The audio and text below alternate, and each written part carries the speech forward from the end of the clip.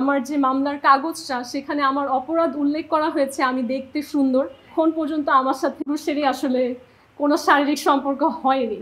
আমি প্রথম দিন যখন আদালতে যাই তখন আমি একটা বোরখা পরে যাই এবং এই বোরখাটা কিন্তু প্রতীকী। এই বোরখাটা যেই ব্যক্তির সাথে আমার অনৈতিক সম্পর্ক বলা হচ্ছে সেই ব্যক্তির দেয়া। আমি হাতে করে একটা জায়নামাজ নিয়ে যাই, জায়নামাজটাও কিন্তু সেই ব্যক্তির দেওয়া এবং সেই ব্যক্তি কিন্তু নর্মাল যে কোনো ব্যক্তি না। আসলে আমাদের দেশে একটা কালচার দাঁড়িয়ে গেছে যে আমাদের বিচার ব্যবস্থাকে আসলে এতখানি ম্যানিপুলেট করা সম্ভব, স্পেশালি আপনার হাতে যদি সেই ক্ষমতা থাকে যেখান থেকে আপনি আসলে বিচার ব্যবস্থাকে প্রলুব্ধ করতে পারেন, তখন দেখা যায় যে অনেক মানুষকে হয়রানি করার জন্য একটা মিথ্যা মামলা দেয়া হয়।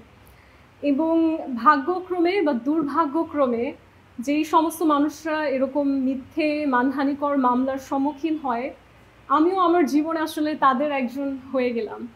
সো মামলাতে একটা বিশাল বড় হয়রানির ব্যাপার হচ্ছে আপনাকে প্রতি মাসে হাজিরা দিতে হয়। আমার ক্ষেত্রে যে মামলাটি হয়েছে সেটা তো আসলে আরও তুচ্ছ এবং অবান্তর একটা মামলা, কারণ এই মামলাটা যে বাদী হবে বা ভিকটিম হবে তার আসলে নাম বা তার চিহ্ন আমরা কোথাও খুঁজে পাচ্ছি না। ইনফ্যাক্ট যাকে বলা হচ্ছে যে তার কোনো একটা ক্ষতি আমি করেছি, সে এই দেশেই নেই, সে কোনো মামলাও করেনি। ইনফ্যাক্ট এই মামলার বিষয়ে তাকে গণমাধ্যম বাংলাদেশের, ইউকের, ইন্ডিয়ার অনেকে কন্ট্যাক্ট করার চেষ্টা করেছে এবং সে কোনোভাবেই কাউকে কোনো বক্তব্য দেয়নি। সো এমন একটা মামলা কিন্তু আসলে এমনি ডিসমিস হয়ে যায়, মানে লজিক্যালি আইনের ওয়েতে আমি যদি বলি যে এই মামলাতে আসলে কোনো ভিকটিমই নেই। অপরাধ যদি সংগঠিত হতে হয় তাহলে তো আসলে সেই অপরাধ কার সাথে সংগঠিত হয়েছে একটা ব্যাপার থাকে। যখন ভিকটিমই নেই তাহলে তো আসলে অপরাধের কোনো চিহ্নই নেই, কোনো অপরাধ হয়ই নাই। সো আসলে আমরা যদি আইনকে সম্মান করি তাহলে বলতে হবে যে এই মামলাটাই আসলে অবান্তর, কারণ আইনি ভাষায় এটা হয়ই না, এটা ডিসমিস হয়ে যাওয়ার কথা। তবে আমাদের বিচার ব্যবস্থা আসলে কবে এটা ডিসমিস করবে বা কবে আমাকে আসলে এই হাজিরা প্রতি মাসে দিতে হবে, এই সব হয়রানি থেকে আসলে মুক্ত করবে, বা আমার যে জিনিসপত্রগুলো এখনও আছে যেটা থাকার কথা না কোর্টের কাছে আমাকে দিয়ে দেওয়ার কথা, যেমন আমার পার্সোনাল বিলঙ্গিংস, আমার সাংবিধানিক অধিকার, আমার পাসপোর্ট, এগুলো পেতেও আসলে যথেষ্ট সময় লাগছে। এবং আমার অনেক কাজ আমাকে দেশের বাইরে যেতে হয়। ইনফ্যাক্ট আমি বাংলাদেশ থেকে পৃথিবীর 6টি মহাদেশে প্রতিনিধি পাঠাই। সেই কাজগুলো কিন্তু মারাত্মকভাবে ক্ষতিগ্রস্ত হচ্ছে এই যে একটা চলমান অবান্তর মামলা রয়েছে এর কারণে। ইনফ্যাক্ট সমাজে মানুষের মধ্যে আমি খুব কুরুচিপূর্ণ একটা ধারণা দেখি, তারা মনে করে যে ওয়েস্টার্ন ড্রেস পরে এবং এরকম একজন মেয়ে বা নারী, আসলে মেয়ে বললে ভুল হবে কারণ আমি 30 ঊর্ধ্ব যথেষ্ট বয়স হয়েছে, এরকম একজন নারী আসলে সমাজ মনে করে যে যেহেতু আমাকে দেখে বৃদ্ধ মনে হচ্ছে না, যেহেতু আমাকে আসলে সেই চিরায়ত বাঙালি নারী যেরকম পোশাকে থাকে সেরকম দেখা যাচ্ছে না, তাহলে হয়তো আমার ব্যাপারে বলা মিথ্যে কথাগুলো সত্যিও হতে পারে। কিন্তু এই স্টেরিওটাইপগুলোর বাইরে গিয়ে আমাকে যদি কেউ মানুষ হিসেবে চেনে বা জানে তাহলে আসলে খুব ক্লিয়ারলি বুঝতে পারবে যে আমার ব্যাপারে বলা প্রতিটি মানহানিকর কথাই আসলে ভুয়া। সেই জায়গায় যখন আমি দেখলাম যে বিচার ব্যবস্থা আসলে ন্যায়পরায়ণ হতে পারছে না এবং ক্ষমতার কাছে অনেকটা আটকে গিয়েছে, এবং আমারও কিন্তু অনেক লিমিটেশন আছে, আমি যে সব কিছু খোলাসা করে আমি গণমাধ্যমকে পার্সোনালি দেখাচ্ছি যে এই যে দেখেন আপনারা স্ক্রিনশটস, এই যে রেকর্ডিংগুলো শুনুন, যার কারণে কিন্তু সবাই বুঝতে পারছে যে প্রমাণ সব কিছু তো আসলে আমার কাছেই, তাদের কাছে আমার বিরুদ্ধে কোনো প্রমাণ নেই।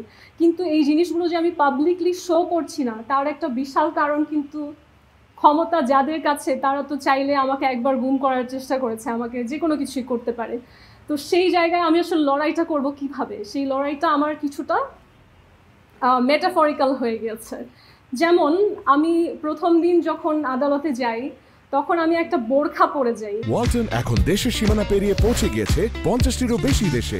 ওয়ালটন, ঘরে ঘরে বিশ্বজুড়ে। এবং এই বোরখাটা কিন্তু প্রতীকী। এই বোরখাটা যেই ব্যক্তির সাথে আমার অনৈতিক সম্পর্ক বলা হচ্ছে সেই ব্যক্তির দেয়া। আমি হাতে করে একটা জায়নামাজ নিয়ে যাই, জায়নামাজটাও কিন্তু সেই ব্যক্তির দেওয়া এবং সেই ব্যক্তি কিন্তু নর্মাল যে কোনো ব্যক্তি না, তিনি হচ্ছেন ধর্মের রক্ষক।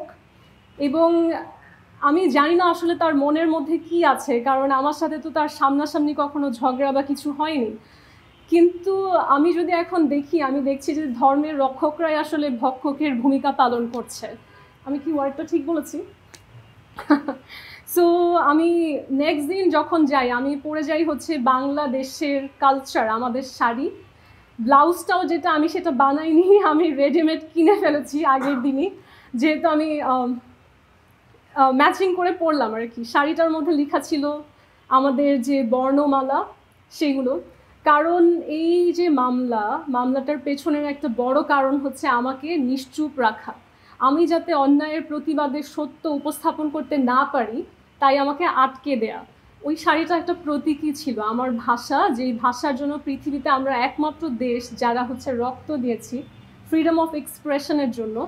সেই দেশের নাগরিককে যখন আসলে ভুয়া মামলা দিয়ে কিংবা আইন বহির্ভূত ডিটেনশন দিয়ে কিংবা হচ্ছে কোনো অ্যারেস্ট ওয়ারেন্ট ছাড়া, এমনকি প্রপার ম্যাজিস্ট্রেট ছাড়া, যেই ম্যাজিস্ট্রেটের অথরিটি আছে ডিটেনশন দেওয়ার, তিনি ছাড়া অন্য কাউকে দিয়ে সাইন করিয়ে সম্পূর্ণ বেআইনিভাবে জেল হাজতে রেখে হয়রানি করা হয়েছে এবং সেই দেশের মানুষের কাছে তাকে কলঙ্কিত করা হয়েছে, তখন আসলে আমার প্রতিবাদের ভাষা ছিল আমার সেই শাড়িটি, যেটাতে আমাদের দেশের সেই বর্ণমালাগুলো লেখা।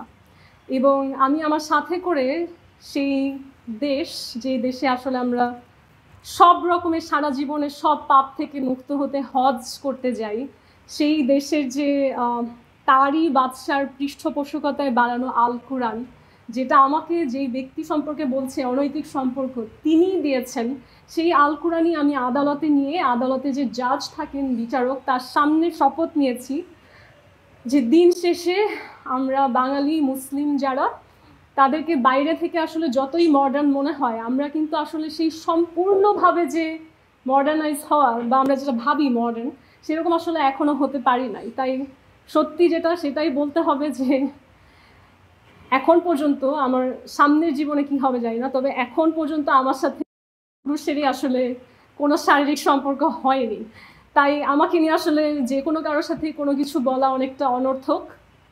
এখন আমি এটা নিজেকে খুব ধার্মিক উপস্থাপন করার জন্য বলছি না, এবং এটা দিয়ে আমি ভালো খারাপ সেটাও বলছি না। কারণ আমি দেখেছি অনেক মানুষ বলছে, তাহলে কি আপনি বলতে চাচ্ছেন যে যে সমস্ত নারী বা পুরুষের অন্যের সাথে শারীরিক সম্পর্ক আছে তারা সবাই খারাপ? আমি সেটাও বলছি না।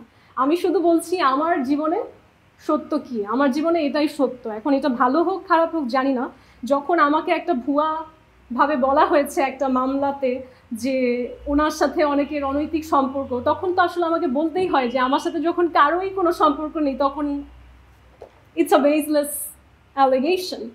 আর একটা জিনিস সবার জানা প্রয়োজন, আমার যে মামলার কাগজটা, সেখানে আমার অপরাধ উল্লেখ করা হয়েছে আমি দেখতে সুন্দর। আমি জানি না পৃথিবীতে এরকম হাস্যকর মামলা আর কোনো দেশে বা আমাদের দেশে অন্য কোনো মামলায় আছে কিনা, যেখানে অপরাধীর অপরাধ হচ্ছে তিনি সুন্দর দেখতে।